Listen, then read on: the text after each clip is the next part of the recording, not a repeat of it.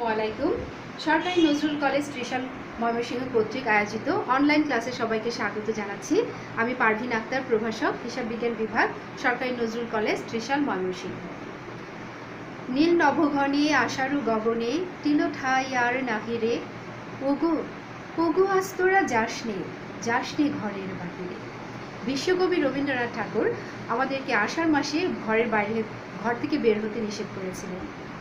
আর এখন বর্তমান পরিস্থিতিতে কোভিড-19-এর জন্য আমাদেরকে বারবার নিষেধ করা হচ্ছে আমরা যেন ঘর থেকে বাইরে বের না করি। আমরা অতি প্রয়োজনীয় দরকার ছাড়া আমরা যেন ঘর থেকে বাইরে না বের হই। আমরা ঘরে থাকব, সুস্থ থাকব। আজকে আলোচনা করব BBA pass second year intermediate accounting সাবজেক্টের পেরোল রেজিস্টার নিয়ে। আমাদের আজকের টপিকস হচ্ছে পেরোল রেজিস্টার। পেরোল রেজিস্টার বলতে আমরা বুঝি বেতন মজুরি বিবরণী। বেতন মজুরি মানব সম্পদের জীবন জীবিকা এবং চাওয়া পাওয়ার সাথে সম্পৃক্ত একটি অতীব গুরুত্বপূর্ণ বিষয়। এটি আমাদের অধিকাংশ ব্যবসা প্রতিষ্ঠানের মোট ব্যয়ের একটি উল্লেখযোগ্য অংশ দখল করে আছে এই বেতন মজুরি। বেতন মজুরি শ্রমিক এবং মালিক কর্মচারীদের মাঝে সুসম্পর্ক বজায় রাখার মূল ভিত্তি হিসেবে কাজ করে।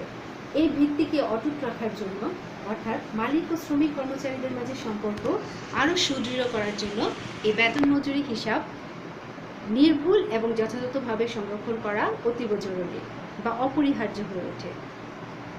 এই বেতন মজুরি সংক্রান্ত আইন কানুন এবং বিধিনিষেধ পৃথিবীর বিভিন্ন দেশে বিভিন্ন ধরনের আইন রয়েছে। এক এক দেশের আইনের সাথে আরেক দেশের আইনের কোনো মিল নেই। যেমন মার্কিন যুক্তরাষ্ট্রে প্রত্যেক কর্মী এবং নিয়োগকর্তাকে বাধ্যতামূলকভাবে FICA কর প্রদান করতে হয়, কিন্তু বাংলাদেশে এই ধরনের করের কোনো প্রচলন নেই। বাংলাদেশে বেতন মজুরি সংক্রান্ত একটি টেকসই প্রশাসনিক কাঠামো রয়েছে।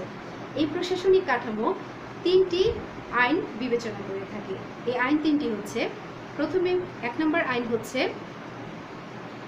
পেমেন্ট অফ ওয়েজেস অ্যাক্ট 1936, 2 নম্বর হচ্ছে ইনকাম ট্যাক্স অ্যাক্ট 1992, 3 নম্বর হচ্ছে minimum wages ordinance act 1961।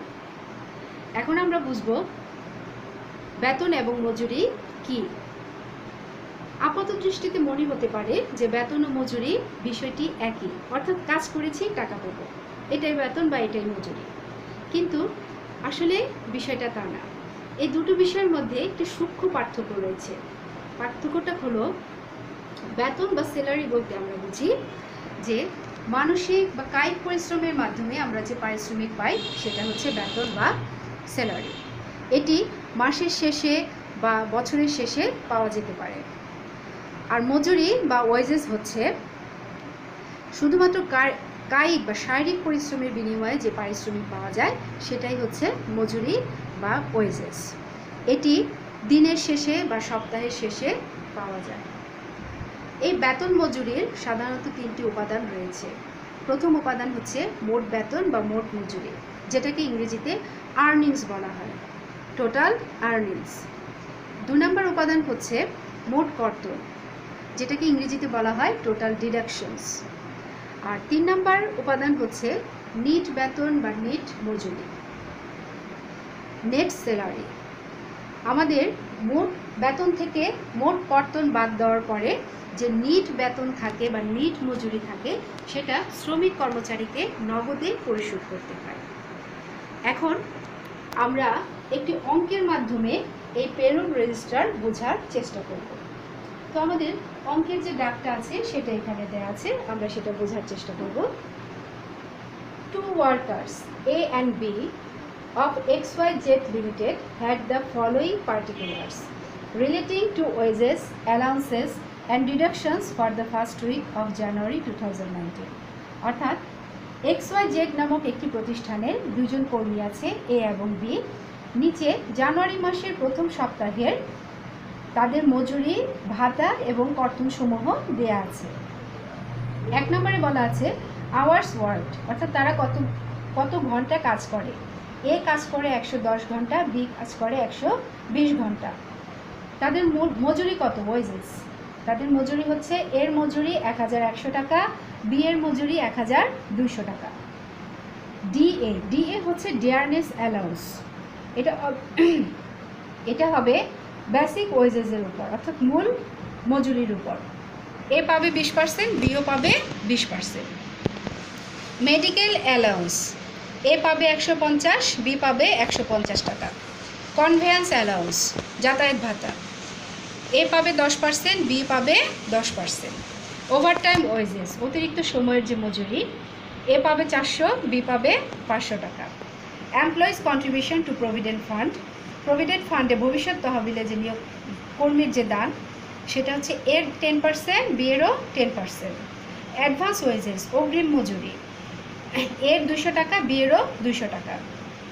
Income tax, আয়কর, একে দিতে হয় 120 টাকা, বিকে দিতে হয় 140 টাকা। রিকোয়ার্ড, করণীয়, আমাদেরকে কি করতে হবে? প্রিপেয়ার পেরোল রেজিস্টার, একটি পেরোল রেজিস্টার তৈরি করতে হবে। তো এখন আমরা একটি পেরোল রেজিস্টার তৈরি করব, দেখব কিভাবে পেরোল রেজিস্টার তৈরি করতে হয়। তো প্রথমে আমরা যে ছকটা আঁকবো, সেখানে সর্বপ্রথম বাম সাইডে আমরা 3টা ঘর আঁকবো। সেইখানে বসবে, প্রথম ঘরে বসবে সিরিয়াল নাম, 2 নম্বর ঘরে বসবে নেম অফ এমপ্লয়ি, তৃতীয় ঘরে বসবে ডেজিগনেশন অ্যান্ড কোড নাম। এখন সর্বশেষ যে ছকের সর্বশেষ ডান পাশেও আমরা 3টা ঘর করব, সেখানে বসবে নেট ওয়েজেস পেবল, পরেরটাই হবে পেড চেক নং, এরপর হবে সিগনেচার অফ পেয়ি উইথ ডেট। তো বাম পাশে 3টা ঘর, ডান পাশে 3টা ঘর প্রথমেই আমরা বসিয়ে নিব। এরপর আমরা করব মাঝখানের ঘরটাকে ভাগ করে নিব। এখানে অর্ধেকটা হবে আর্নিংস, বাকিটুকুতে হবে ডিডাকশন। এখন আর্নিংস আমি উপরে শিরোনাম দিলাম। এখন আর্নিংসে কয়টা ঘর হবে সেটা আমাকে দেখতে হবে। তো এটা আমি কিভাবে বুঝবো যে আর্নিংসে কয়টা ঘর হবে? তখন আমাকে ডাকে চলে যেতে হবে। তখন ডাক দেখে আমাকে বুঝতে হবে যে এইখানে যে এন্ট্রিগুলি দেওয়া আছে এগুলির মধ্যে কোন এন্ট্রিগুলি আর্নিংসে আসবে এবং কোন এন্ট্রিগুলি ডিডাকশনে যাবে, এটা আমাকে বুঝতে হবে। তো আমরা এই অঙ্কে দেখতে পাচ্ছি যে আমাদের আর্নিংস আছে wages, dearness allowance, medical allowance, conveyance allowance, overtime wages, অর্থাৎ 1, 2, 3, 4, 5, 5টি আর্নিংস আছে। তাহলে এখানে আমাদের আর্নিংয়ের ঘরে 5টি ঘর হবে এবং আরেকটি ঘর বাড়তি করতে হবে, সেটা টোটাল আর্নিংসের জন্য, অর্থাৎ মোট উপার্জন, মোট বেতনটা কত সেটা দেখানোর জন্য আরেকটা ঘর আমাদেরকে বেশি করতে হবে। তাহলে আমরা আর্নিংয়ে কয়টি ঘর করলাম? 1, 2, 3, 4, 5, 6, 6টি ঘর করলাম আর্নিংয়ে। এরপর আসবো ডিডাকশন, ডিডাকশনে কয়টি ঘর হবে? তখন আমরা আবারও অঙ্কের ডাকে চলে যাব, ওইখানে দেখব যে কয়টি ডিডাকশন রয়েছে। তো আমরা এখানে দেখেছি ওভারটাইম ওয়েজেস পর্যন্ত হচ্ছে আর্নিং, এরপরে আছে employees contribution to provident fund, এটাও একটা ডিডাকশন, এটাও কর্তন। অ্যাডভান্স ওয়েজেস, এটাও এক ধরনের কর্তন। ইনকাম ট্যাক্স, এটাও এক ধরনের কর্তন। তাহলে এই অঙ্কে কর্তন আছে 3টি, কয়টি? 3টি। তাহলে আমাদের ডিডাকশনের দিকে ঘরে কর্তন বসবে 3টি এবং আরেকটি বাড়তি ঘর হবে, সেটা হবে টোটাল ডিডাকশনের জন্য। তাহলে ডিডাকশনে আমাদের ঘর হচ্ছে 4টি। এই আমরা ঘর আঁকলাম। এখন প্রত্যেকটা ঘরের নাম বসাবো। প্রথমটা বসবে নর্মাল ওয়েজেস বা বেসিক ওয়েজেস, মানে মূল বেতন বা মূল মজুরি। এরপর আসবে ডিয়ারনেস অ্যালাউন্স, মানে মহার্ঘ ভাতা, অর্থাৎ যখন আমাদের জিনিসপত্রের দাম বেড়ে যায় তখন জীবনযাত্রার ব্যয়ও বৃদ্ধি পায়। তো এই বর্ধিত ব্যয়ের জন্য আমরা একটা মূল বেতনের উপর নির্দিষ্ট শতাংশ হারে একটা ভাতা পাই, সেটাকে বলা হয় মহার্ঘ ভাতা। ওভারটাইম ওয়েজেস, আমরা নির্দিষ্ট সময়ের অতিরিক্ত সময় যখন কাজ করি, সেই অতিরিক্ত সময়ের জন্য যে কাজটা করা হয় সেটার জন্য একটা মজুরি পেয়ে থাকি, ওইটাই হচ্ছে ওভারটাইম ওয়েজেস। কনভেয়ান্স অ্যালাউন্স, মানে যাতায়াত ভাতা, অর্থাৎ যাতায়াতের জন্য একটা নির্দিষ্ট হারে ভাতা পাওয়া যায়, সেটাকে বলা হয় কনভেয়ান্স অ্যালাউন্স। এরপর আসবো মেডিকেল অ্যালাউন্স, অর্থাৎ চিকিৎসা ভাতা। এরপর টোটাল আর্নিং। ডিডাকশনের ঘরে যাব আমি প্রভিডেন্ট ফান্ড, অর্থাৎ ভবিষ্যৎ তহবিলে যে টাকাটা জমা রাখা হয় সেটাকে বলা হয় প্রভিডেন্ট ফান্ড। এরপর আছে অ্যাডভান্স ওয়েজেস, যদি শ্রমিক বা কর্মচারী যদি নিজের জন্য মানে অগ্রিম কোনো মজুরি আগেই নিয়ে নেয় তখন সেটা তার বেতন থেকে কেটে রাখা হয়। ইনকাম ট্যাক্স, আয়কর দিলে তখন বেতন থেকে কেটে রাখা হয়। তো এরপর হচ্ছে টোটাল ডিডাকশন। এখন আমি চলে আসব অঙ্কে। প্রথমে আমি সিরিয়াল বসালাম 1, এবং 2, 1 2। 1 নম্বর সিরিয়ালে আছে এ, ওয়ার্কারের নাম কি, এমপ্লয়ির নাম হচ্ছে এ, এবং 2 নম্বর ওয়ার্কারের নাম হচ্ছে বি। বসালাম ডেজিগনেশন, তাদের পদবি কি, তাদের পদবি হচ্ছে তারা কর্মী, ওয়ার্কার, দুজনই ওয়ার্কার। এরপর আসবো নর্মাল ওয়েজেস অথবা বেসিক ওয়েজেস, মানে তাদের মূল মজুরি কত। এর মূল মজুরি হচ্ছে 1100 টাকা, বসালাম 1100 টাকা। বি এর মূল মজুরি হচ্ছে 1200 টাকা, এই যে এখানে বসালাম 1200 টাকা। এরপর আসলাম ডিয়ারনেস অ্যালাউন্স। ডিয়ারনেস অ্যালাউন্স দিতে হবে দুজনকেই 20% করে, 20% করে। কার উপর, মূল মজুরির উপর। তাহলে এর মূল মজুরি হচ্ছে 1100 টাকা, এটার উপর 20% করব, হবে 220 টাকা। এরপর আসবো বি এর। বি এর মূল মজুরি হচ্ছে 1200 টাকা, এর 20% বা 20% করলে হয় 240 টাকা। ওভারটাইম, ওভারটাইম দেয়াই আছে, এর 400 টাকা, বি এর 500 টাকা, এটা সরাসরি বসিয়ে দিলাম। এর 400 টাকা, বি এর 500 টাকা। কনভেয়ান্স অ্যালাউন্স দিতে হবে 10%। আমাদেরকে একটা জিনিস মনে রাখতে হবে, যখনই কোনো পার্সেন্টেজ দেওয়া থাকবে সেটা অবশ্যই মূল বেতনের উপর বা মূল মজুরির উপর হবে। তাহলে এখানে 10% ধরতে হবে মূল মজুরির উপর। এর মূল মজুরি হচ্ছে 1100 টাকা, এর 10% করলে হয় 110 টাকা। বি এর হচ্ছে 1200 টাকা, 10% করলে হয় 120 টাকা। এখন আসবো মেডিকেল অ্যালাউন্স। মেডিকেল অ্যালাউন্স দেয়া আছে দুজনেরই 150 টাকা করে, এরও 150, বি এরও 150। আমরা সরাসরি বসিয়ে দিলাম, এর 150, বি এর 150। টোটাল আর্নিং, টোটাল আর্নিং আমরা কি করব, এখানে আমাদের এ যত বেতন বাবদ যত টাকা বা মজুরি বাবদ যত টাকা পেয়েছে সবগুলি যোগ করব। এই সবগুলির যোগফল হয়েছে 1980 টাকা। বি এর হয়েছে 2210 টাকা। এখন আসবো ডিডাকশন। ডিডাকশন হচ্ছে যে কর্মীর বেতন থেকে যে পরিমাণ টাকা কেটে রাখা হয় বা মজুরি থেকে যে পরিমাণ টাকা কেটে রাখা হয় সেটাই হচ্ছে ডিডাকশন। এটা ভবিষ্যতে প্রদান করতে হয়, তাই এটা ডিডাকশনস বা কর্তন। ডিডাকশন বা কর্তন বলতে বোঝায় প্রতিষ্ঠানের নিয়ম নীতি বা কর্মীর ইচ্ছা অনুযায়ী মোট বেতন বা মোট মজুরি হতে নির্দিষ্ট বিভিন্ন খাতে নির্দিষ্ট পরিমাণ অর্থ কেটে রাখা হয়। এই কেটে রাখা অর্থ কর্মী প্রতিষ্ঠানের নিকট পেয়ে থাকে বা প্রদেয় হিসেবে বিবেচিত হয়। এটা প্রতিষ্ঠান দিতে বাধ্য থাকে বা সরকারি কোষাগারে জমা দিতে বাধ্য থাকে। এই দফাগুলিকে স্থগিত দফা বা উইথ হোল্ডিং নামেও পরিচিত এই দফাগুলি। তো এখানে আমরা দেখব প্রথম ডিডাকশন হচ্ছে প্রভিডেন্ট ফান্ড। প্রভিডেন্ট ফান্ডে জমা দিতে হবে 10%, প্রত্যেকের 10%। তাহলে আমরা আগে জেনেছি যে যখনই আমরা প্রভিডেন্ট ফান্ড মানে কোনো কিছুতে জমা দিতে হয়, পার্সেন্টেজ করতে হয়, তখনই সেটা মূল মজুরির উপর করতে হয়।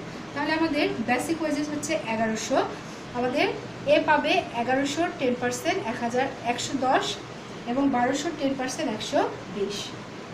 এরপর আসবো অ্যাডভান্স ওয়েজেস অর্থাৎ অগ্রিম মজুরি। তাহলে অগ্রিম মজুরি বাবদ এর আছে 200 টাকা এবং বি এর আছে 200 টাকা, আমরা সরাসরি বসিয়ে দেব। এরপর আছে ইনকাম ট্যাক্স।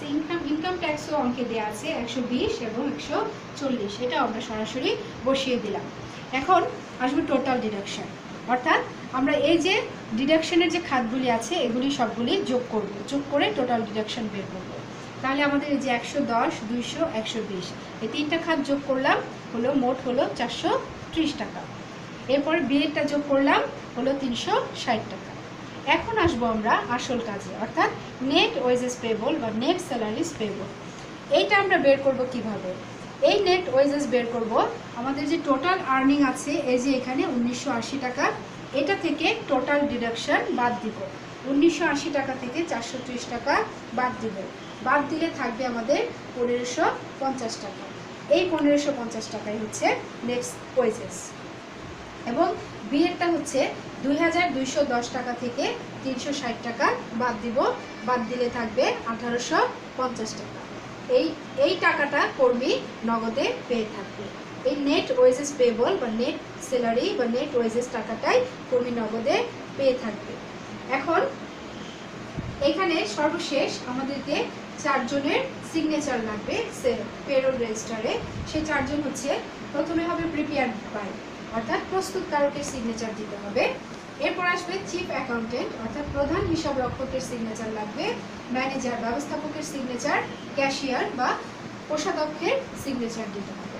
তো এইভাবেই আমাদেরকে প্রস্তুত করতে হবে পেরোল রেজিস্টার বা বেতন মজুরি বিবরণী। তো ডিয়ার স্টুডেন্ট, আশা করি তোমরা বুঝতে পেরেছ। তোমাদের যে কোনো সমস্যায় তোমরা আমার সাথে কন্ট্যাক্ট করবে, যোগাযোগ করবে। তোমরা সবাই ভালো থাকবে, সুস্থ থাকবে। আগামী ক্লাসে দেখা হবে ইনশাল্লাহ। আজকে এই পর্যন্ত। আল্লাহ হাফেজ।